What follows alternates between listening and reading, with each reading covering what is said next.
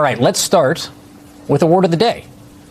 What is the word of the day, you might ask? It is a four-letter word that starts with SH, as in the thing Donald Trump now appears to be throwing at the wall in order to see what sticks.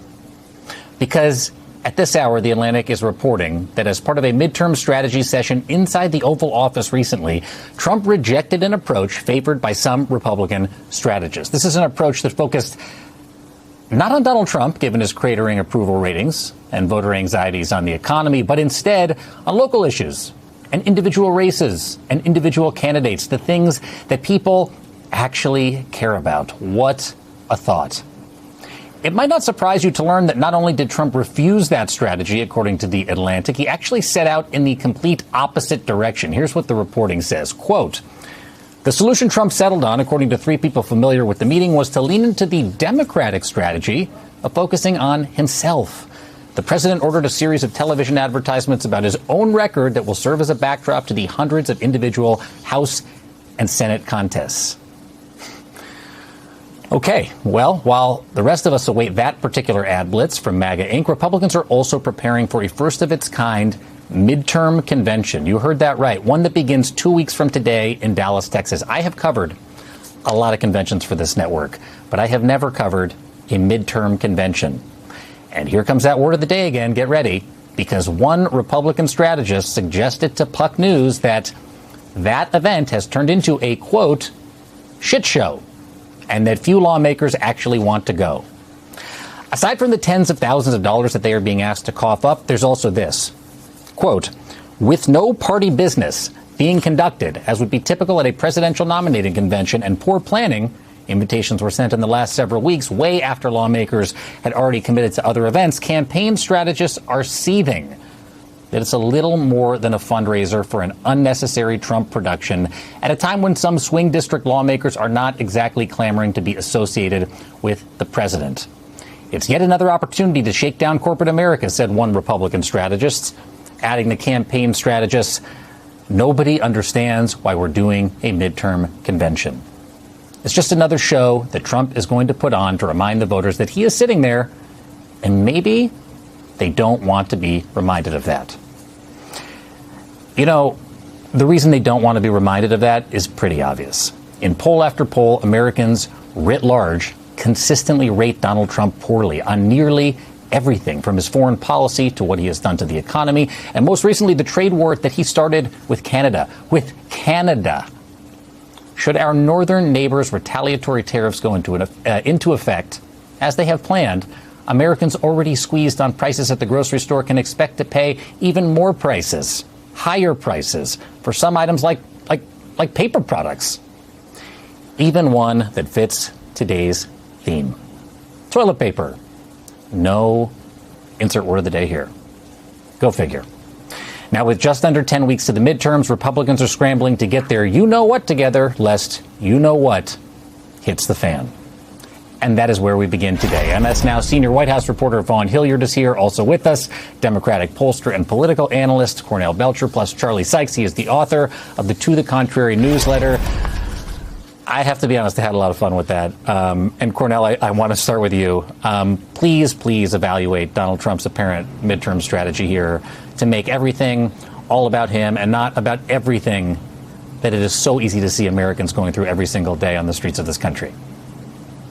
It really encapsulates the problem that Republicans have and why they're in the holes that they're in. I mean, you look at some polls and you have generic horse race opening up, and you have Democrats favored, and you also have Democrats overperforming, not only in the polls, but overperforming in actual elections. Almost in every election since Donald Trump was elected, Democrats have overperformed, even in elections that they've lost, because it's all been about Donald Trump. And you talk to the regular voter on the street, and we hear this all the time in focus group. It's all about him. Like he's enriching himself. Him and his friends are better positioned and reaping the benefits. But regular, everyday working Americans are struggling and wondering what the disconnect is. And this encapsulates the disconnect. He's making this all about him. And it's going to be an entire conversation about him and how great he is, and not a conversation focused on that mom in suburban and middle America who is struggling with gas prices, who's struggling to put food on the table, and who's unsure about the future for their children. That's what they want to hear about, not more about how Donald Trump is great. This is a absolute gift to Democrats in the midterm. All anybody has to do, all the president has to do, is open his eyes and talk to some of the people that you and I have met over and over and over again, whether it was in Maine for me last week or Michigan during the primary election. People are talking about how hard it is to do anything. Most people have 2 jobs, 3 jobs, and Donald Trump in focus means the economy is in focus. And Cornell mentioned some of the polling, but there's a Reuters poll. The latest one says that Americans right now prefer Democrats to Republicans on their approach to the cost of living by an 8-point margin, an 8-point margin. That is a mega reversal from 2024, Vaughn. Right. And it's not that he's not hearing these voters. He's dismissing them. And he is saying that the affordability issues that they speak of are not attributable to him, that it's Republicans' fault for Senate and Congress, that he's popular. Of course, that runs, as we have made very clear, contrary to what public opinion polling is consistently showing for the president. And how about this, Jacob? Let's just compare, right, to one past president that, right, come a second term, presidents aren't necessarily always popular. If you go back to 2014, Barack Obama, his approval ratings were at 44%. OK, that's a lot higher than the 33% that Donald Trump sits at right now. But comparatively, he kind of had a soft footprint around the country. And right, even Democrats in that election were running as Clinton Democrats, trying to separate themselves. And Barack Obama and his team understood that there was limited advantageous decisions for him to be on the campaign trail on behalf of some of these candidates because of those low approval ratings. But Donald Trump is completely set apart from the reality that even his own team is telling him about, because as we have reported, that everybody around Donald Trump, all of the associates, the folks with MAGA Inc., to the Senate and House Republican campaign committees, they understand that they have a midterm strategy to execute on, and that is very much separate from what Donald Trump is going to either say on a rally stage, say at this convention, or post on social media at any given hour, Jacob.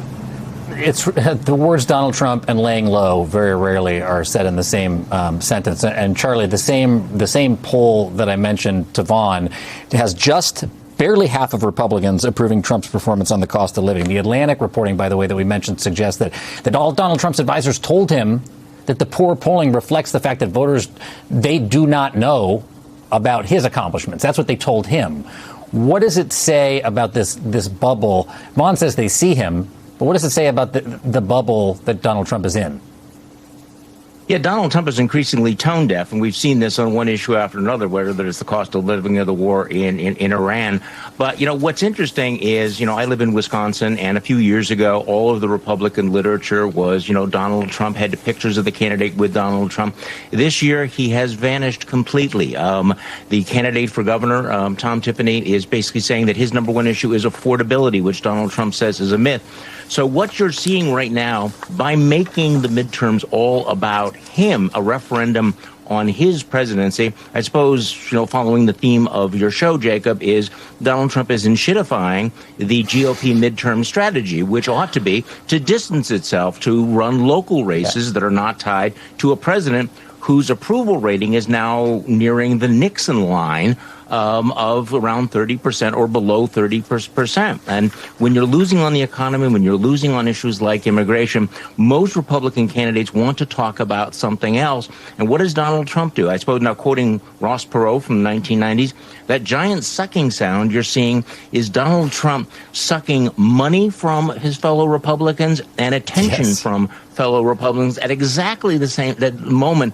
when they want to be changing. They're desperate for it. That's it. Yeah, exactly. And Cornell, these polls are so wild. I want to go to one more poll from the AP. It says 65% of Americans say they've started buying generic or store brands. 64% they've stopped buying certain grocery items. 62% they've cut down on eating out in order to pay for necessities. 46%, almost half, say they've changed where they shop for groceries.